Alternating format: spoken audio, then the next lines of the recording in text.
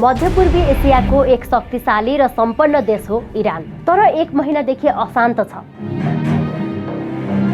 व्यापारीहरूले सुरु गरेको आन्दोलनमा विश्वविद्यालयका विद्यार्थी, सर्वसाधारण र बौद्धिक वर्ग पनि सहभागी भए। राजधानी तेहरानका साथै अरू सहरहरूमा फैलिएको छ। तेहरानबाट 6337 माइल टाढा व्हाइट हाउसमा भने राष्ट्रपति डोनाल्ड ट्रम्प इरानमा पनि आक्रमणको मौका ढुकेर बसेका छन्। धेरैको प्रश्न छ, भेनेजुएलाका राष्ट्रपतिलाई जसरी अपहरणको शैलीमा उठाएर अमेरिका पुर्याइयो, इरानका सर्वोच्च नेता आयतुल्लाह अली खामेनीलाई पनि त्यही गर्ने त होइन?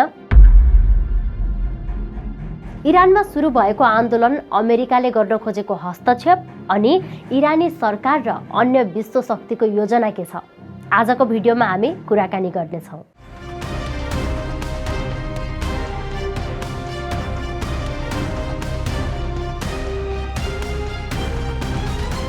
मध्यपूर्वी एसियाको एक शक्तिशाली र सम्पन्न देश हो इरान। करिब 9 करोड मानिस बसोबास गर्ने इरान विश्वकै प्रमुख तेल भण्डार मध्ये एक हो। कच्चा तेलको भण्डार भेनेजुएला र साउदी अरब पछि इरानमै बढी छ। तर आणविक गतिविधि र पश्चिमा शक्ति विरोधी सत्ता रहेका कारण इरानले अमेरिका लगायत शक्ति राष्ट्रको प्रतिबन्ध भोगिरहेको छ। इरानमा अमेरिकी डलरको तुलनामा इरानी रियालको भाव निकै घटेपछि 2 हप्तादेखि प्रदर्शन चर्किएको छ। डिसेम्बर 28 मा तेहरानको ग्रान्ड बजारका व्यापारीहरू आफ्नो पसल बन्द गरेर आन्दोलनमा उत्रिए। इरानी रियालको अवमूल्यन भएका कारण मूल्य वृद्धि 40% सम्म बढेको छ। हरेक दिन खाने तेल, मासु जस्ता दैनिक उपभोग्य वस्तुको भाव उकालो लागिरहेको छ। 16 जनवरीमा 1 अमेरिकी डलरको भाव 10 लाख इरानी रियाल रहेको छ। त्यसैले व्यापारीहरूका लागि सामान बेच्दा भन्दा नबेच्दा फाइदा हुने अवस्था आएको छ, किनकि आज सामान बेचेर कमाएको पैसाले भोलि त्यही सामान पनि किन्न सकिँदैन। सर्वसाधारणलाई आफूले कमाएको पैसाले आफ्नो खर्च धान्न नै नसक्ने अवस्था आएको छ।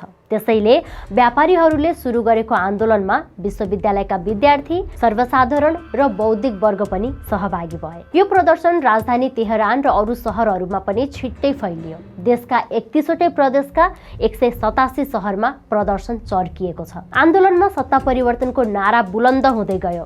प्रदर्शनकारीहरूले देशका सर्वोच्च नेता आयतुल्लाह अली खामेनी विरुद्ध नाराबाजी गरेका छन्।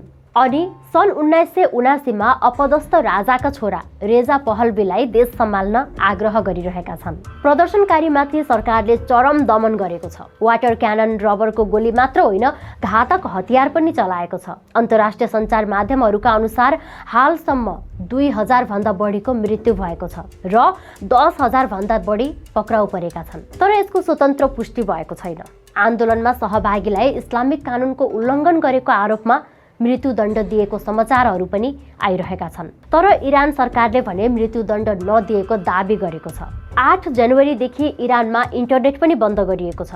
सञ्चार सम्पर्क विच्छेद गरिएको छ। केही इरानीहरूले इलन मस्कको स्टारलिङ्क स्याटेलाइट इन्टरनेट तथा VPNहरू प्रयोग गरेर त्यहाँको फोटो र भिडियो बाहिर ल्याइरहेका छन्। इरानमा प्रदर्शन चर्किएपछि अमेरिका पनि यहाँ घुस्न आइपुगेको छ। जनवरी 2 मा राष्ट्रपति डोनाल्ड ट्रम्पले इरानी जनताको शान्तिपूर्ण प्रदर्शनमा दमन गरेको भन्दै सैन्य हस्तक्षेपको चेतावनी दिए।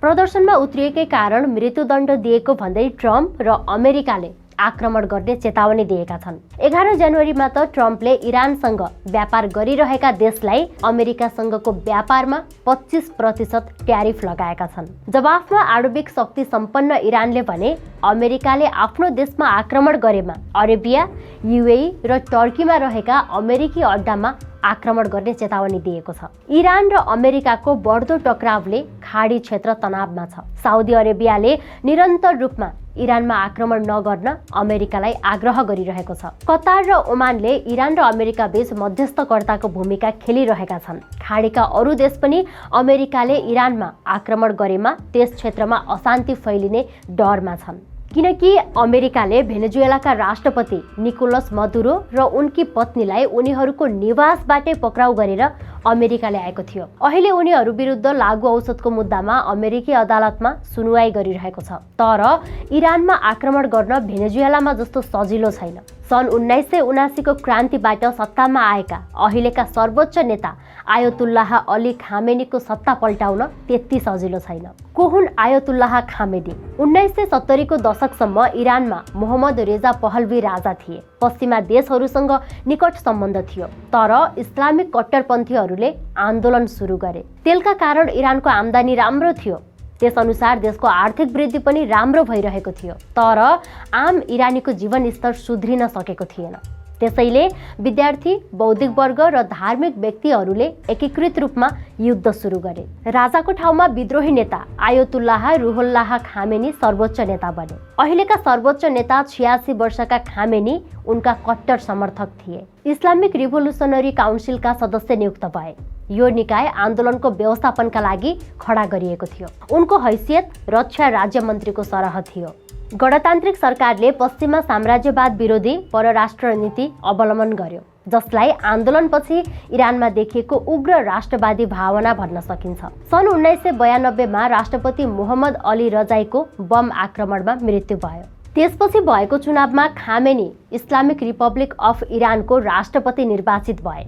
सन् 1980 देखि 1988 सम्म इरान र इराक बीच युद्ध भयो। त्यो युद्धमा इरान र इराक दुवैतर्फ गरेर 10 लाख मानिसले ज्यान गुमाए। त्यो युद्धबाट खामेनीले प्रशंसा कमाए। उनले सुप्रिम काउन्सिलको अध्यक्षका रूपमा इरानको प्रतिरक्षा प्रणाली बलियो बनाएको भनेर प्रशंसा भयो।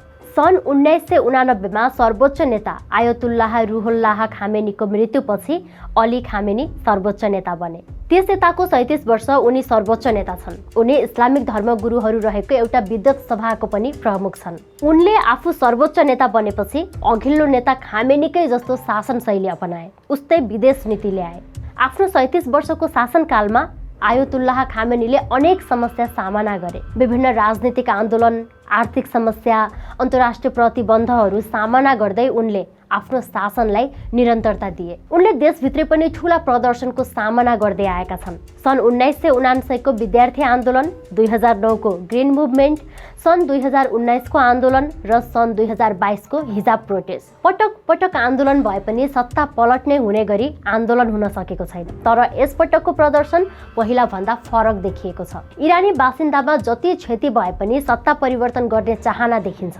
बहुसंख्यक इरानीहरूले सन् 1979 को क्रान्तिपछि आएको धार्मिक शासनको विपक्षमा छन्। उनीहरूमा धर्मनिरपेक्ष लोकतन्त्रको चाहना देखिन्छ अनि बाहिरी प्रेसर पनि उत्तिकै छ। तर अहिलेको सत्ता पल्टाउन धेरै सजिलो छैन, किनकि आयतुल्लाह अली खामेनीलाई त्यहाँको सेनाको बलियो साथ छ। खामेनीको विकल्पमा अर्को विद्रोही नेता पनि देखिएका छैनन्। त्यसैले घरेलु प्रदर्शन र अमेरिकी चेतावनीका बावजुद इरानको शासन तत्काल ढल्ने सम्भावना भने देखिएको छैन।